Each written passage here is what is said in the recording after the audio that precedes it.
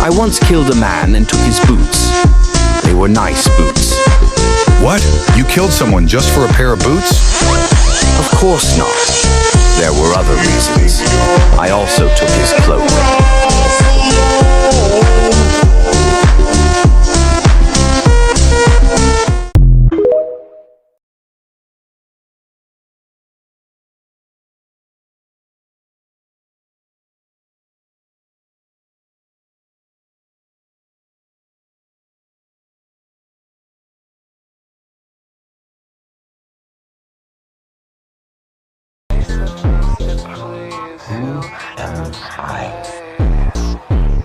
I was born in the Colosseum. Words are worthless. Silence is gold. Don't waste my breath. Human? I am not and have never been a human.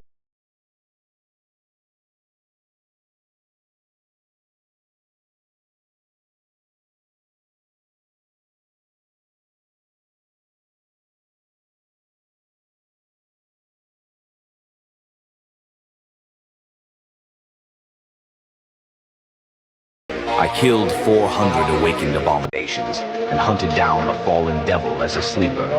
Yes, I am a distinguished explorer and researcher whose published works are well known in academic circles. And yes, I indeed come from the Forgotten Shore, where I lived in the Dark City completely alone and went slightly mad. But all of that is in the past. I am utterly sane now. I am not deranged at all. You truly have nothing to worry about.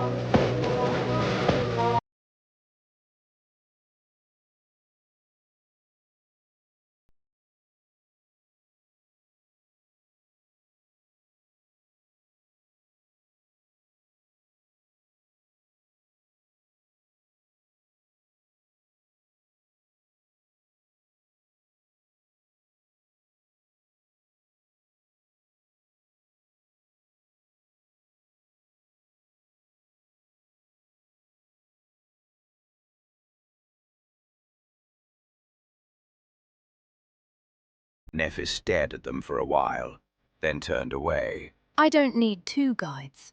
Which one should I pick? The second skeleton strained to free himself again, and then roared. I am Azarax the Mighty, the Plague of Steel, King of Kings, Conqueror of 100 thrones. Choose me, Nephilim. I will guide you to the shores of the underworld and through its dark expanse, back to the world of the living. You will need a powerful guide if you wish to escape. I am here because I led my armies into the Great War, slaughtered a myriad of souls, and was punished for my strength and my pride.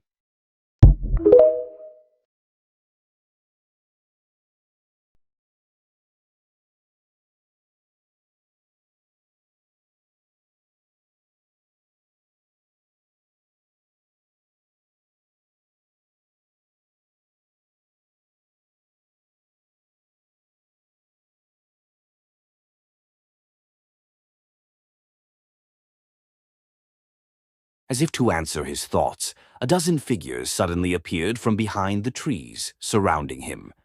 One of the ambushers took a step forward and smiled.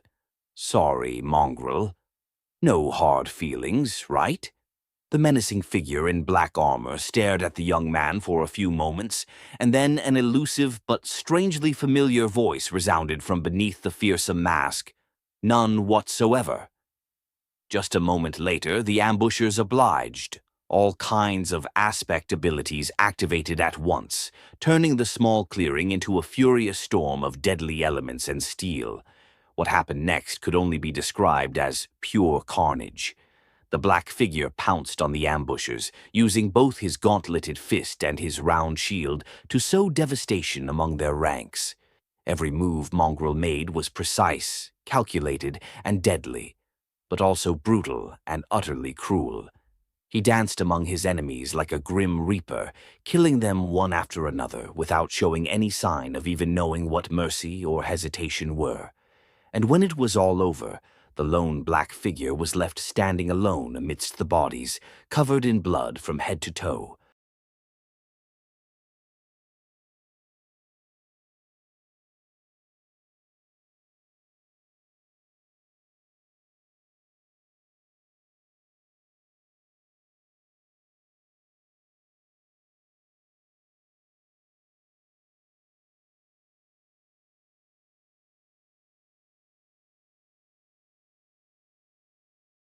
An armored figure wearing a fearsome black mask walked out of the darkness, the blade of the great Odachi resting on its shoulder.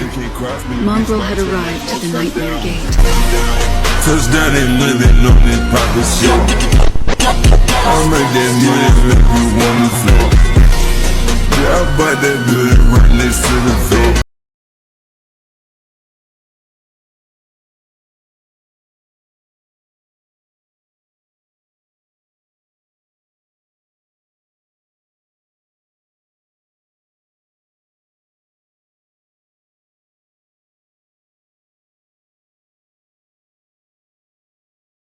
With no time to evacuate, numerous people were going to die.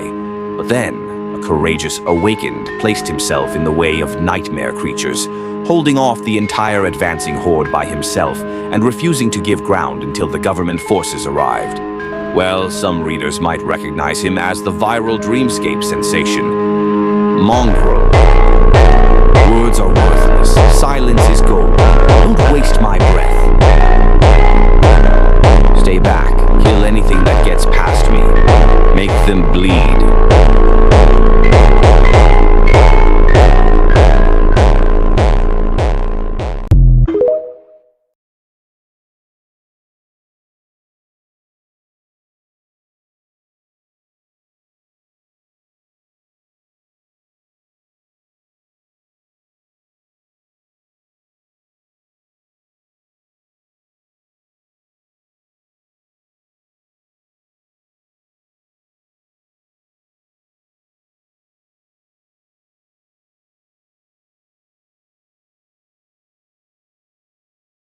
Sonny's bed trembled slightly, and he felt the wind blowing across the room. Still mostly asleep, he sighed and tried to pull the blanket higher. However, that damned thing was nowhere to be found. Where the hell is it? Reluctant to let go of sleep, he blindly searched for the blanket. Instead of finding it, though, Sonny suddenly felt his whole bed careen to the side. Startled, he opened his eyes and saw nothing but darkness surrounding him.